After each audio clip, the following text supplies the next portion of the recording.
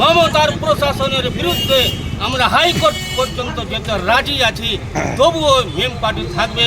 জয় ভীম, জয় মিম, জয় Bhim, barrister Asaduddin সাহেব জিন্দাবাদ, জিন্দাবাদ, জিন্দাবাদ, ব্যারিস্টার আসাদুদ্দিন সাহেব জিন্দাবাদ, জিন্দাবাদ, মিম জিন্দাবাদ, পার্টি জিন্দাবাদ, জিন্দাবাদ, জিন্দাবাদ। জঙ্গিপুর বিধানসভার অন্তর্গত কাশিয়াডাঙ্গা গ্রাম পঞ্চায়েতে 50 জন যুবক তৃণমূল ছেড়ে মিমে যোগদান করলেন। উল্লেখ্য, গত 6ই ডিসেম্বর বেলডাঙ্গাতে বাবরি মসজিদের শিলান্যাস করেছেন ভরতপুরের তৃণমূল বিধায়ক হুমায়ুন কবির এবং ইতিমধ্যেই তিনি ঘোষণা করেছেন তিনি ওয়েসির সঙ্গে জোট করবেন।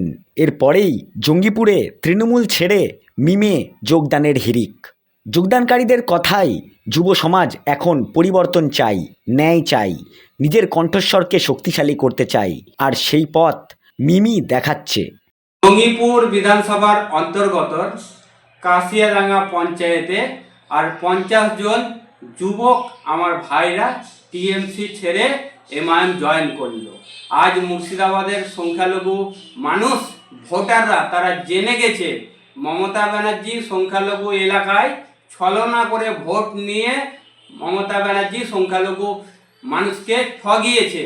মানুষ আজ সকলে বুঝতে পেরেছে, তারা দলে দলে তৃণমূল ছেড়ে এমআইএম জয়েন করছে।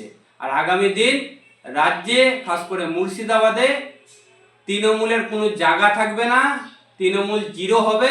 আর মুর্শিদাবাদে, মালদহ, বীরভূমে ভীম শক্তিশালী দল হয়ে উঠে আসবে।